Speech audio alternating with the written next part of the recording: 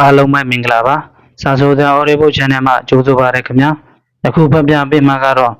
ဆီယမလွန်ထားတာစစ်တပ်တို့ရေးသားတဲ့အဓိပ္ပာယ်ရှိသောလူဆိုတဲ့ဝတ္ထုတိုလေးပဲဖြစ်ပါတယ်ဆီယမလွန်ထားတာကိုလည်းရိုသေကာရဝပြုပါတယ်ခင်ဗျာအသက်သက်သောဇလံကောင်းလေးများကိုနားဆင်နိုင်မှုအတွက်ကျွန်တော်ရဲ့ channel လေးကိုလည်း like and subscribe လုပ်ပေးထားကြပါအောင်ခင်ဗျာ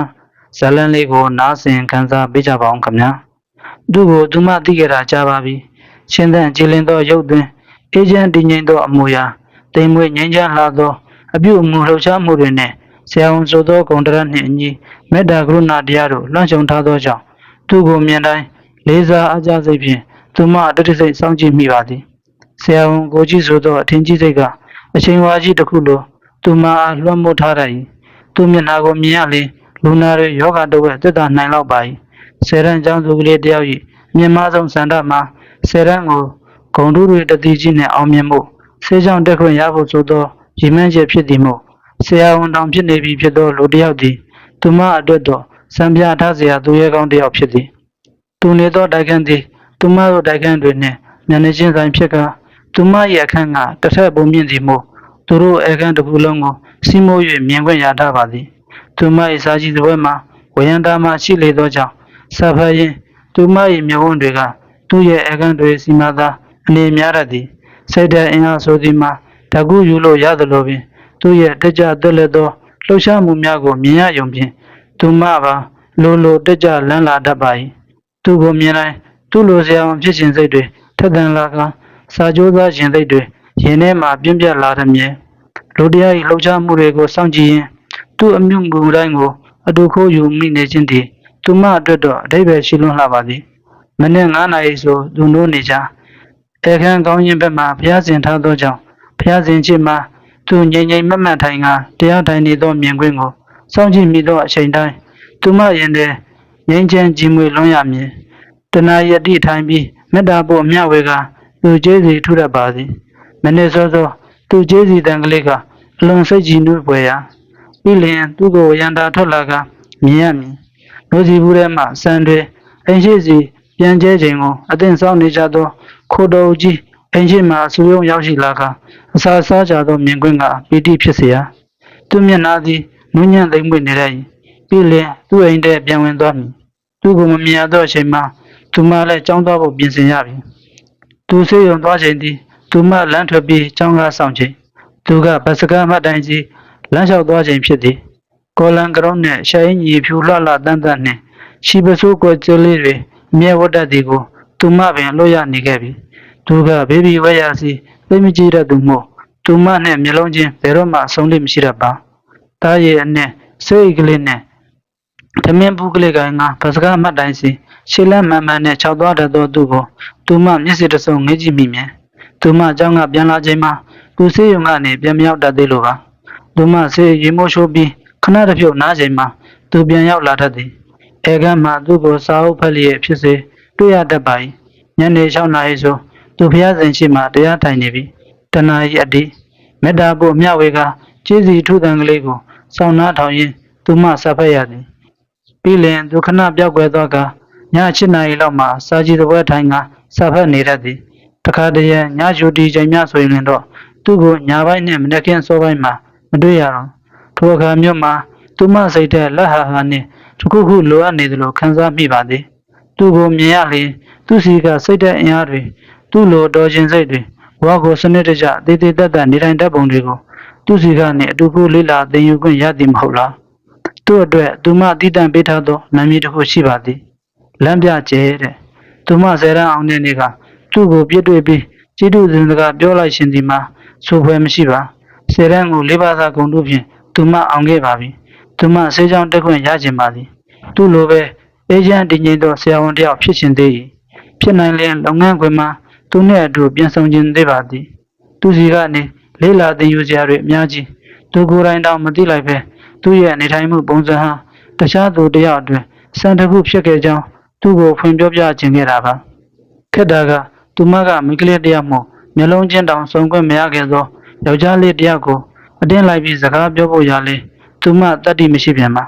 သူမအချင်းချင်းကြိုးစားခဲ့ပါသည်မအောင်မြင်ခဲ့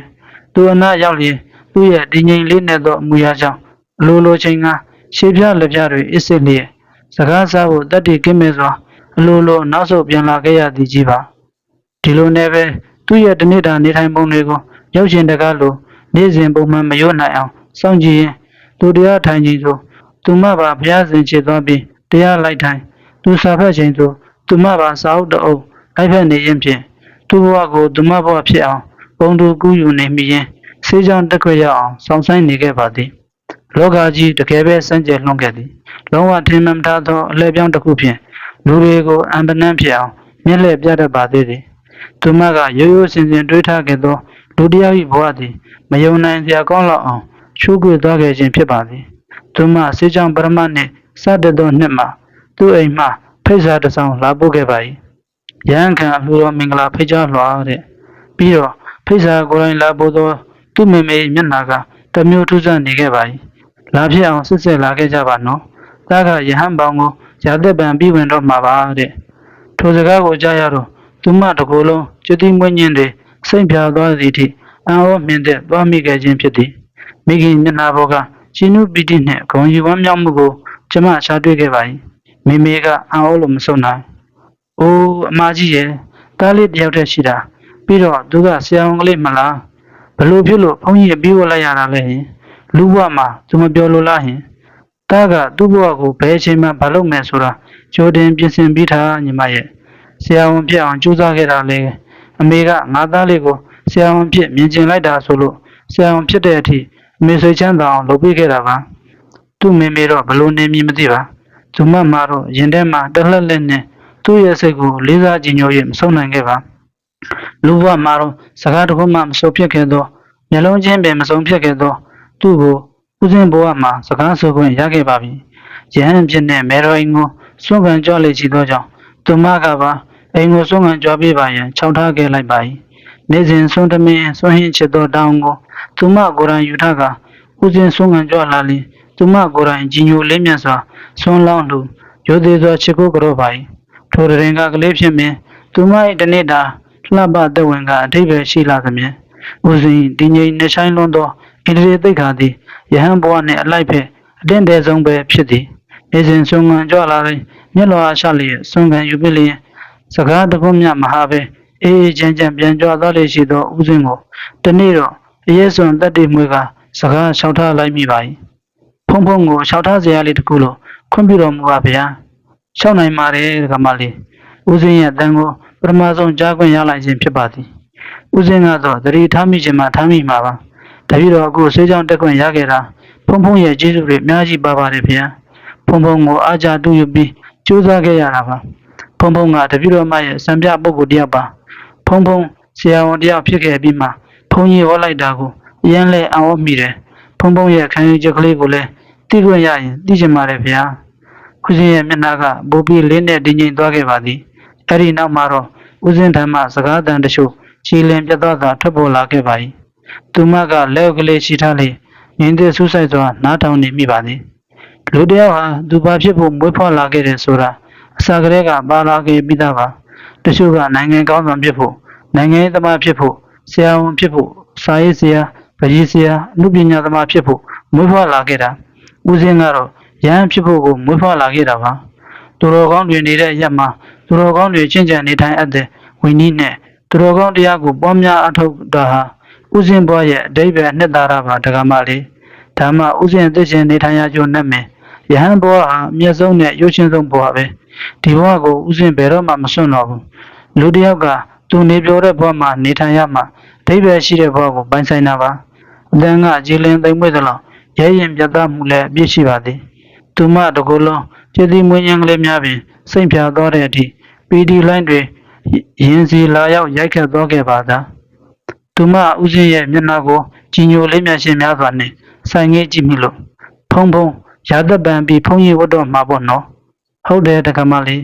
မြတ်စွာဘုရားရှင်ကိုကြည်ညိုလွန်းလို့ဘုရားရှင်ရဲ့တရားတော်တွေကိုလေ့လာသိယူဖို့ယဟန်ဘုရားနဲ့မြတ်စွာဘုရားရဲ့သားတော်အဖြစ်ခံယူလိုက်တာပါယဟန်ဆိုတာအစားကိုတနက်ပဲစားတယ်ဝတ်ကိုသင်္ကန်းတစ်မျိုးတည်းပဲဝတ်တယ်တယောက်တည်းနေပြီးတစ်စိတ်တည်းထားတယ်တရားနယ်ပဲမွေ့လျော်တယ်သူမကဦးစင်းကိုကြည်ညိုချက်များစွာနဲ့ဥခိုက်မိပါသည်ဦးစင်းရဲ့မျက်နှာကြည်လင်ငြိမ်းချမ်းစွာနဲ့မေတ္တာတက်နဲ့သိမ်မွေ့နူးညံ့သလောက် စိတ်ဓာတ်နဲ့ခံယူချက်ကတော့အာဇာနည်တယောက်လိုရဲရဲတောက်ပါသည်ဘယ်လောက်အဓိပ္ပာယ်ရှိတဲ့ဘဝပါလဲဘယ်လောက်တန်ဖိုးရှိလိုက်တဲ့ဘဝပါလဲ